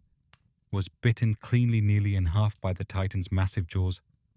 and died almost instantly from the catastrophic wound inflicted on him, with no time even for a final word to his remaining comrades standing nearby. Petra, utterly devastated and consumed entirely by grief and rage at the sudden brutal loss of her 2 closest remaining comrades in arms within moments of each other, continued fighting on alone even as mounting panic and overwhelming grief visibly began to take hold of her judgment in real time during the fight. And in a single fatal moment of hesitation, born directly from that same crushing grief overwhelming her, both she and Olua were killed in rapid succession, mere moments apart from one another. The female Titan crushing Petra's body violently against a nearby tree trunk with one brutal dismissive kick that ended everything for her in an instant. By the time the prolonged battle finally reached its terrible, inevitable conclusion out there in that forest, every single member of the original squad except Levi himself lay dead, scattered across that forest battlefield in the aftermath. He arrived at the scene only afterward, far too late by any measure to change a single meaningful part of what had already happened in his absence from the fight. He found their broken bodies scattered amid the wreckage in the grim aftermath of the battle that had already ended by the time he reached them. There is genuinely very little that needs to be added to that simple, devastating fact in order to fully convey its considerable emotional weight to anyone hearing this story now. Levi, the man who had personally built this entire squad from absolutely nothing through careful selection and months of training, who had handpicked every single member specifically for their individual demonstrated skill and trusted each of them completely with the single most dangerous ongoing task in the entire regiment, returned to the scene only to find that the family he had so carefully built for himself a second time in his difficult life was now entirely gone, taken from him in exactly the same brutal way the first one had been taken from him years earlier, quickly, violently, and agonizingly far from his side at the precise moment it had mattered most of all for him to be there with them. Aaron, utterly devastated by the sudden, senseless deaths of soldiers who had just given their lives directly protecting him from the same threat moments earlier, transformed into his own Titan form in a desperate, furious attempt at immediate revenge against the female Titan responsible for everything that had just happened. He was overwhelmed and decisively defeated almost immediately in the resulting fight, hopelessly out of his depth, despite the sheer force of his grief and rage driving him forward. And it fell to Levi himself, already grieving deeply, already standing amid the smoking wreckage of everything he had carefully built over months, to step directly into that fight and rescue him before it was too late to matter at all. It is worth pausing here on the strange, almost unbearable symmetry contained in that exact moment in his story. Levi had just lost everyone close to him, within that entire squad in the span of a single afternoon, and the very next thing immediately demanded of him, without any pause given for grief, was to save the life of the one person whose safety had ultimately cost them all everything they had to give. He did it anyway, without any recorded hesitation on his part, without any pause allowed to properly grieve before simply acting to save another life. The grief, it seems, would have no real choice but to wait its turn a while longer. There was still a battle actively unfolding around him in that moment, and still a boy who urgently needed saving regardless of what saving him had already cost everyone involved, and regardless of what it might still go on to cost in the future ahead. In the months that followed this devastating loss, after Eren was finally pulled free from a desperate, harrowing confrontation involving two of the Titan shifters directly responsible for the original fall of Wall Maria years earlier, Levi took it entirely upon himself to rebuild Squad Levi completely from scratch, refusing to let the loss end the squad's purpose. He carefully selected the top graduates of the 104th Training Corps for this new iteration. Among them, Eren himself, Mikasa, Armin, Jun, and Connie, and gave the unit a genuine second life moving forward, even as the ghosts of its first incarnation remained close behind nearly every significant decision he made from that point forward for the rest of his life and career. He would go on to carry Petra, Olo, Eld, and Gunther with him for the remainder of his story,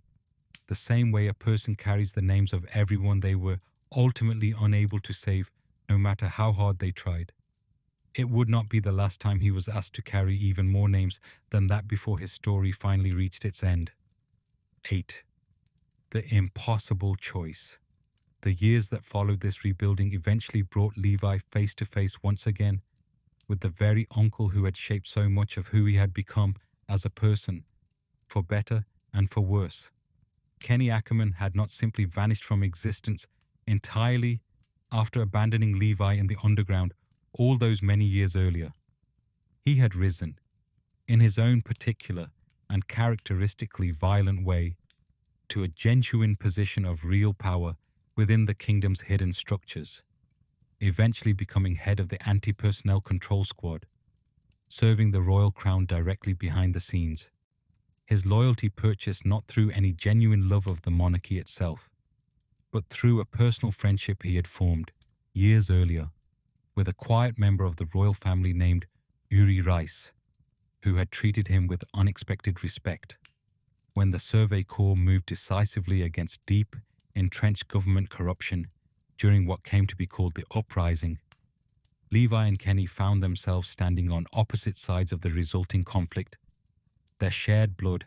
and shared brutal past doing absolutely nothing to soften the very real danger now sitting between them as enemies.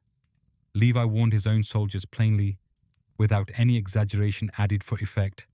that Kenny would prove to be their single most dangerous obstacle in the entire conflict ahead. More dangerous, he admitted openly to them, than even Levi himself was, because fighting Kenny, he explained carefully, would feel almost exactly like fighting a mirror image of his own training and instincts turned against them. There is a quiet, strange moment buried within this larger confrontation between uncle and nephew that ultimately matters more to the story than the battle surrounding it. Levi asked Mikasa directly, as they prepared together to face down Kenny's squad in the tunnels below the city, whether she thought Kenny might somehow be related to her, given that the two of them happened to share the exact same family name by coincidence or by blood. She could not answer with any real certainty either way when pressed. All she genuinely knew was that her father's side of the family had been persecuted for reasons she herself had never once been told clearly by anyone. Levi asked her something else then, something quieter and more personal than the first question, whether she had ever experienced a single moment in her life when a sudden, overwhelming surge of power had awakened somewhere inside her, seemingly from nowhere at all, with no warning beforehand. She confirmed somewhat hesitantly that she had indeed experienced exactly that sensation once. Levi told her, simply, and without much embellishment added to it, that he and Kenny had each experienced precisely the same thing themselves, at their own respective breaking points in life, years apart from each other and under very different circumstances. It was as close as either of them ever came, in that brief and strange exchange shared between them, to naming the peculiar inheritance they apparently shared as Ackermans, without either of them fully understanding even then what it truly meant for them, or where it had originally come from generations earlier. The confrontation that followed in the tunnels proved every bit as dangerous as Levi had carefully warned his soldiers it would be beforehand. He barely managed to escape an ambush personally set by Kenny in the dark, a sharp and immediate reminder to everyone present that even humanity's strongest soldier had genuine, well-founded reason to fear this particular man above almost anyone else still alive in their world. It was not within the chaos of that battle, however, that the deeper truth between them finally surfaced into the open for Levi to hear. Kenny, gravely and fatally injured after being caught directly in the chaos surrounding a sudden, unexpected Titan transformation involving a member of the royal family nearby, found himself dying slowly, with Levi the only person present in that moment to witness it happen to him. In those final fading moments of his uncle's life, Kenny finally answered the questions he had spent the entirety of Levi's life refusing to address honestly with him. He revealed plainly, without his usual evasiveness, that he was not simply some unrelated stranger who had taken Levi in purely out of distant, abstract obligation toward a stranger's child. He had been Kuchel's older brother all along, and therefore Levi's actual uncle by blood, the entire time they had known each other without Levi ever being told. He explained, with exactly the same blunt, unadorned honesty that had defined every single interaction between the two of them over the years, that he had left Levi behind all those years earlier in the underground because he genuinely did not believe himself capable of being any kind of real, functioning parent to the boy, then or ever afterward, no matter how much time might have passed. It is difficult to know with any real certainty exactly what Levi felt in that moment, hearing this overdue confession finally spoken aloud by a dying man who had personally shaped nearly every survival skill he had ever come to possess across his entire life. The surviving accounts describe him receiving the truth with a solemn, deeply quiet expression on his face, watching the only family he genuinely had left anywhere in the world finally close the distance between them at long last, in the exact same breath that family was running permanently and irreversibly out of time to matter at all going forward. Before he died there in that quiet moment, Kenny gave Levi one final thing to carry forward, a strange, unidentified serum, tied somehow to the deeper hidden truths surrounding the Titans and the royal bloodline that Levi had never been told about, something Kenny had apparently carried with him for years, for reasons that remained only partially explained even to Levi himself in that final fading conversation between them. And then he was simply gone for good, leaving Levi behind with more unanswered questions about his own blood and his own fundamental nature as an Ackerman than he had ever carried before in his life, and no one left alive anywhere who might still be able to answer them for him properly. There would be very little time afterward for Levi to properly sit with that fresh, complicated loss before an even crueler choice arrived without warning to demand his full and immediate attention. during the long, costly battle to retake Wall Marie from the Titans occupying it. The Survey Corps' extended military campaign reached its single bloodiest point yet in the entire war. Erwin Smith, the very man who had captured Levi in that alleyway so many years earlier, who had known about the assassination plot against him and forgiven it anyway without punishment, who had become, over the many years since, the single most important figure in the whole of Levi's adult life and loyalty, led a desperate all-out charge directly against the Beast Titan threatening them. A charge he knew going into it with full clarity was almost certainly going to end as a suicide mission for everyone riding with him that day. He was struck during the assault by debris hurled at the charging soldiers, gravely and severely wounded in the attack, and brought back from the battlefield afterward, clinging to life by only the thinnest possible margin remaining to him at that point. At nearly the very same moment elsewhere on the battlefield, Armin Alert, the quiet, brilliant strategist who had been part of Levi's carefully rebuilt squad since its formation after the female Titan's devastating attack, lay dying as well from his own injuries, having sacrificed himself in a desperate, ingenious tactical maneuver against one of the Titan shifters directly responsible for so much of the devastation humanity had already suffered through over the years of war. There remained only a single dose left anywhere of a rare and precious serum capable of saving a dying person's life by transforming them into a Titan themselves. The very same kind of mysterious power Kenny had once carried with him for years, now resting unexpectedly in Levi's own hands, at the exact, unbearable moment when two people he cared for deeply, both needed it desperately at once, and only one of them could possibly receive it from him. Levi's first instinct, immediately and without any real hesitation in that first moment, was to save Erwin's life over Armin's. It is worth sitting honestly with that particular fact, rather than smoothing it over or softening it, for the sake of telling a cleaner story here. Erwin was his commander, his closest and most trusted friend in the entire world. The man whose larger vision for humanity had given Levi's entire adult life genuine meaning and purpose, ever since the day Furlan and Isabel had died in his arms years before. Of course, his very first instinct in that crisis was to save him before considering anyone else's needs. Aaron, watching all of this unfold in real time in front of him, could not bring himself to simply accept that particular choice being made. He begged Levi to consider saving Armin instead of Erwin, reminding him through his own tears of Armin's quiet, long-held private dream, something Aaron himself had happened to overhear the night before their very first mission together beyond the walls, when Armin had spoken with a kind of open, genuine hope Levi had rarely witnessed in anyone else throughout his entire difficult life, about wanting, more than anything else in the entire world, simply to see the ocean with his own eyes someday before he died. Levi hesitated for a long moment, visibly torn between two loyalties. Aaron refused outright to step aside when directly ordered to do so by his captain. The mounting tension between them finally broke completely into open violence, Levi striking Aaron down hard for his blatant insubordination in that moment. Mikasa nearly attacking Levi, in turn out of pure protective fury toward Aaron. The entire chaotic scene threatening to collapse completely into further violence before Hangsh finally arrived on the scene and physically pulled Mikasa bodily away from the confrontation before it escalated further. And then,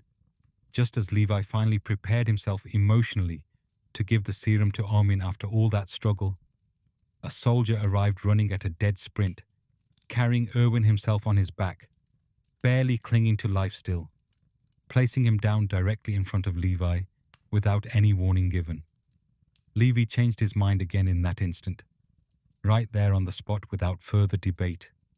He decided, in that single overwhelming moment of seeing Erwin again, to save Erwin instead, after everything.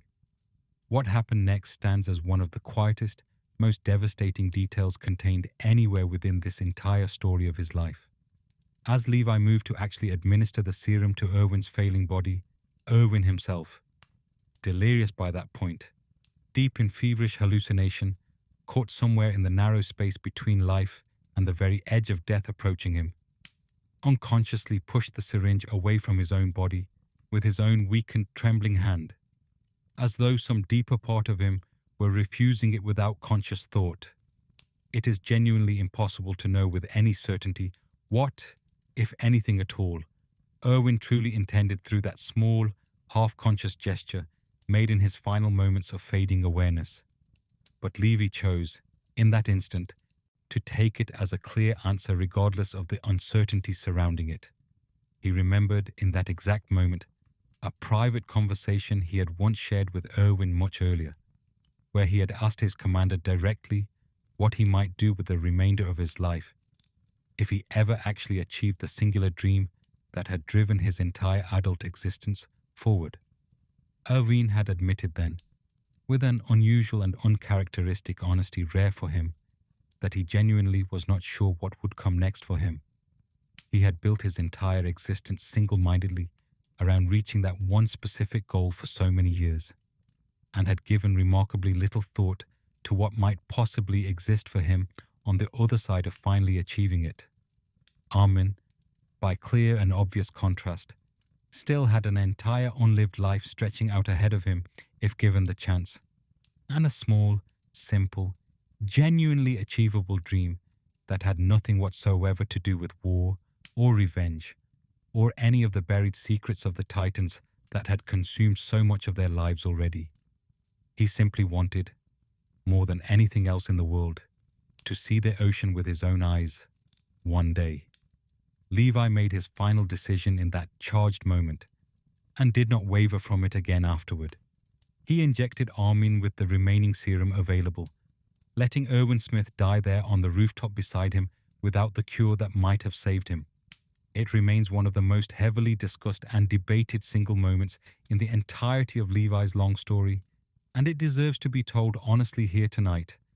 without flattening or smoothing over the genuine grief embedded deeply inside it for the sake of a tidier narrative. Levi did not arrive at this particular choice easily or without real cost to himself personally. He chose in the end, after everything, to save a future rather than preserve a past he had loved dearly, even though that past, in this particular case,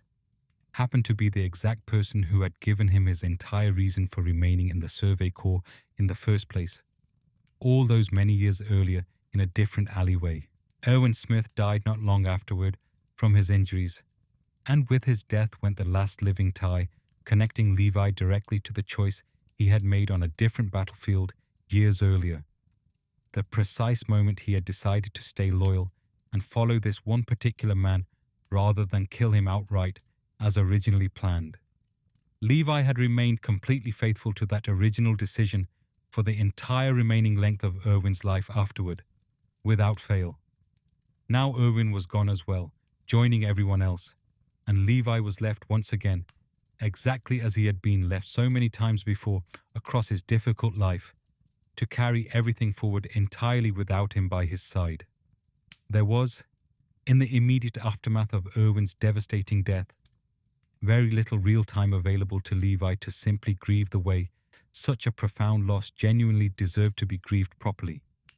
The larger war that had consumed the entirety of his adult life by that point was nowhere close to finished yet, and the very next chapter of it, waiting ahead, would very nearly take away everything else he still had left remaining to lose in this world. Among the most dangerous remaining threats still actively facing the Survey Corps at that stage of the war was Zeke Yeager, the current inheritor of the Beast Titan's power, and, in a complicated and bitter twist of fate neither of them had chosen, the estranged half-brother of Eren himself by blood. Zeke and Levi had clashed violently with each other before this point in the war, their growing personal rivalry steadily becoming one of the single most consequential, ongoing conflicts of the entire war effort. Eventually, through sheer accumulated skill combined with the strange, inherited strength running through his Ackerman blood, Levi managed to capture him outright in a daring solo operation, overpowering even a full Titan shifter through nothing but his own raw, relentless personal ability in combat. To prevent Zeke from regenerating his body fully or escaping captivity entirely once restrained, Levi rigged a live thunder spear directly against his captive body, the fuse positioned with deliberate, brutal precision around his exposed neck, the explosive tip resting just inside his flesh. It was meant purely to hold Zeke firmly in check during transport, a threat serious enough in theory that it should have kept even a desperate Titan shifter from attempting any kind of escape from his restraints. It did not unfold the way Levi had carefully planned for it to go. Zeke, fully awake despite his injuries and utterly desperate to avoid further captivity, made the deliberate, calculated choice to detonate the Thunder Spear himself at point-blank range, choosing complete and total destruction over any further time spent under Levi's control. The resulting explosion caught both of them directly in its blast radius without warning. Zeke, protected by his unique Titan physiology that allowed for rapid healing, eventually recovered fully from the considerable damage done to his body. Levi, being entirely and only human himself with no such regenerative ability, was granted no such luxury of quick recovery from the blast. He was thrown violently backward from the explosion in a horrific physical state, his face torn open badly by flying debris in a deep wound that crossed directly over his right eye, and his right hand mangled severely enough in the blast that he permanently lost both his index and middle fingers from it. The very same two fingers required to properly trigger the release mechanism on his own combat blades during a fight. He was found afterward in the wreckage, barely alive and unconscious, by Hang Zoe, who pulled him bodily from the debris, and somehow, against considerable odds stacked against them both, managed to keep him from dying right there in the immediate aftermath of the blast. What followed for Levi was a long, grueling, and deeply uncertain recovery process, one that left him in a coma for an extended stretch of time afterward, his battered and broken body slowly attempting to repair damage that, in truth, it would never fully or completely recover from for the remainder of his life. When he eventually did wake from the coma weeks later, it was confirmed quietly to him,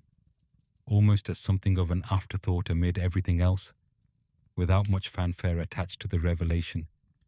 that the wound crossing his right eye had left him permanently and irreversibly partially blind in that eye, one more piece of himself permanently taken by a war that never once seemed truly finished, asking him for additional pieces to surrender along the way. He woke into a world that had somehow grown even darker and more dangerous than the one he had lost consciousness inside weeks earlier. Eren Yeager, the very same boy Levi had personally rescued from the wreckage of the female Titan's brutal attack all those years earlier, had now unleashed something called the rumbling upon the entire world, an unstoppable, world-ending wall of countless colossal Titans, deliberately set into motion by Eren himself to march relentlessly across the entire world and erase everything existing outside the narrow protective borders of Paradise Island forever. It was, by absolutely any honest measure available to judge it by, the complete and total end of everything the Survey Corps had ever fought so hard and sacrificed so much to protect over the years, turned violently inside out and weaponized by the very person they had once given absolutely everything, trying desperately to save from harm. Levi, still actively recovering from his own grievous wounds, still permanently missing two fingers from his sword hand, still partially and irreversibly blind in one eye, made his way toward the final battlefield, regardless of any of these serious limitations holding him back physically. There was simply nothing left inside him anymore that knew how to do anything other than keep moving forward toward the fight, whatever the personal cost might be to him now. What he found waiting there on that final battlefield was almost too cruel to fully comprehend, even by the considerable standards of everything else he had already personally survived across his difficult life up to that point. Zeke, before his eventual capture months earlier, had deliberately spiked an entire supply of wine with his own spinal fluid as a contingency plan, and many of the soldiers who had once served faithfully alongside Levi for years through countless missions together. Men and women he had personally fought beside through countless dangers and trusted completely, had unknowingly been transformed into mindless, rampaging titans themselves, without any awareness whatsoever of what had actually happened to their bodies and minds. Levi was forced, with absolutely no other viable option available to him in that moment, to fight and kill several of his own former comrades in arms, soldiers who retained no understanding whatsoever any more of what they had tragically become, simply in order to clear any kind of viable path forward towards Zeke himself through the chaos. There is genuinely no comfortable or easy way to describe what an act like that must have cost him deep inside, emotionally and spiritually. He had spent his entire adult life carefully building and then painstakingly rebuilding families out of the soldiers gathered loyally around him over the years, only to lose every single one of them again and again to various horrors, to titans in battle, to betrayal from within, to overwhelming grief that never fully healed. And now, in this final and bitterest stretch of the war, to a horrific transformation that stripped away even their own minds and memories before it finally stripped away their very lives as well. And still, somehow, against everything, he kept moving forward through it all, toward the single person ultimately responsible for causing all of it to happen in the first place. He found Zeke at last out there on the battlefield, and finished decisively what the original Thunder Spear explosion had failed to properly finish months earlier between them. There was no hesitation left anywhere inside him by that particular point in the fight, no internal debate left remaining to have with himself, no impossible choice remaining to weigh carefully against another option. He ended Zeke's life completely and without mercy, fulfilling at long last the quiet, unspoken promise he had carried with him faithfully ever since the day he chose not to save Irwin on that rooftop. A promise made to himself to ensure the man ultimately responsible for so much devastation across the war would never survive to cause any further harm to anyone else again. The final confrontation that followed soon after, against Eren himself and the terrifying founding titan he now commanded directly through his power, demanded one final, costly sacrifice from Levi's already thoroughly broken and exhausted body. In the overwhelming chaos of that very last battle of the war, already wounded far beyond what most ordinary people could ever have endured and survived, Levi made one last desperate assault against impossible odds, forcing open a critical gap in the massive titan's jaw that gave Mikasa the single narrow chance she desperately needed to reach Eren directly inside and finally end the rumbling for good, severing the ancient curse of the titans completely along with it, forever for everyone. It is here, in this exact culminating moment of the entire war, that Levi's body finally and completely gave out beneath him after everything it had endured. The cumulative damage from this final battle, layered directly on top of wounds that had never properly healed since the original Thunder Spear explosion months earlier, left him permanently and irreversibly without the use of his own legs going forward. The man who had once been called worth an entire military brigade on his own in combat, who had once moved through open air faster than soldiers twice his size could ever hope to match him, who had survived the underground itself as a child, and the repeated devastating loss of every single family he had ever painstakingly built for himself across his difficult life, would spend the entire remainder of his days confined permanently to a wheelchair from that day forward. In the heavy, exhausted quiet that settled over everything once the battle had finally, truly ended, something gentler happened to him there on that battlefield. Levi, lying among the scattered wreckage of everything this long, devastating war had ultimately cost him personally over the years, saw in his mind the faces of everyone he had lost along the entire impossible road behind him. Erwin, Hange, Petra, Olo, Eld, Gunther, and all the many countless others who had given their lives somewhere along this devastatingly long and difficult road they had walked together. They appeared to him there in that quiet moment, in whatever fragile way grief and total physical exhaustion and something almost resembling genuine peace allow such visions to appear to the living who remain behind. And they saluted him formally, one final time, in recognition. Levi, battered nearly beyond recognition by everything he had endured, and somehow,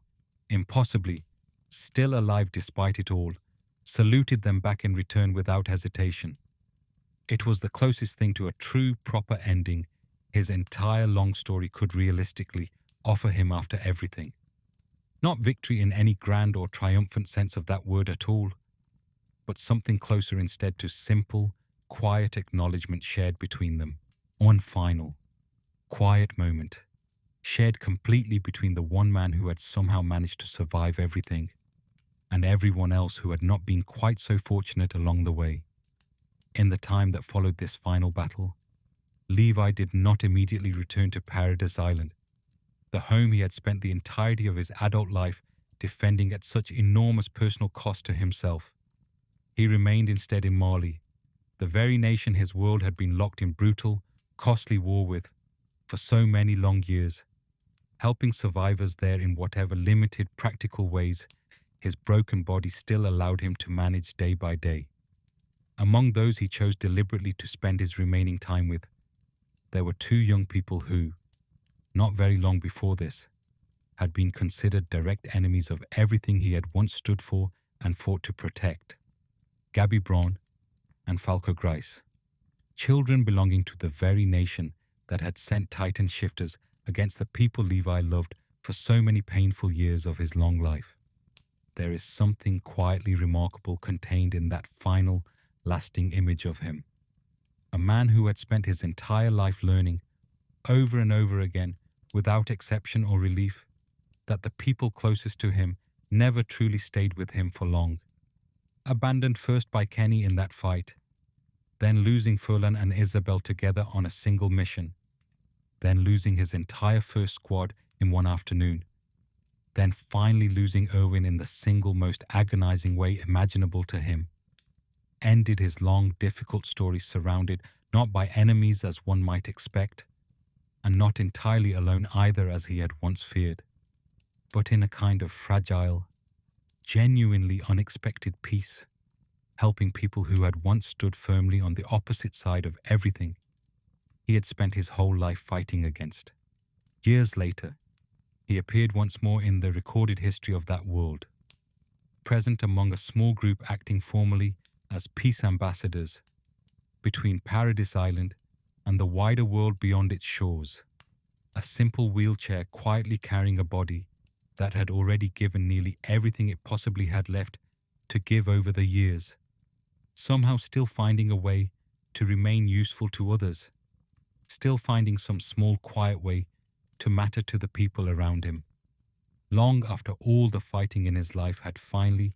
mercifully come to an end at last. He had spent his entire life being called the strongest soldier humanity had ever produced in its long history, but the truest, most honest measure of him as a person was never really about strength at all, not in the way that title always suggested to people who only knew him from a distance. It was about staying, through everything. Staying after his mother died in that small, lightless room beneath the city. Staying after Kenny walked away from him without a word of explanation. Staying after Furlan and Isabel were taken from him in a single terrible afternoon out beyond the walls. Staying after Petra and Olo and Eld and Gunther, all on the same impossible day. Staying after Irwin, even with the syringe still warm in his own hand from the choice he had made. Staying through a body that could no longer do almost anything it once could do without conscious thought or effort behind it. He simply kept staying, again and again without fail, through every single devastating loss that came his way, until there was finally nothing left anywhere in the world left to fight for, and only quiet remained around him at last, and children to sit beside in the sun, and a sky he had once quietly asked his oldest friend whether it looked the same as the one they remembered together from home all those many years. and all those countless losses ago now. Maybe, in the end, after everything that had happened to him, it did look the same after all. The light is low, the night is long. Sleep well, friend.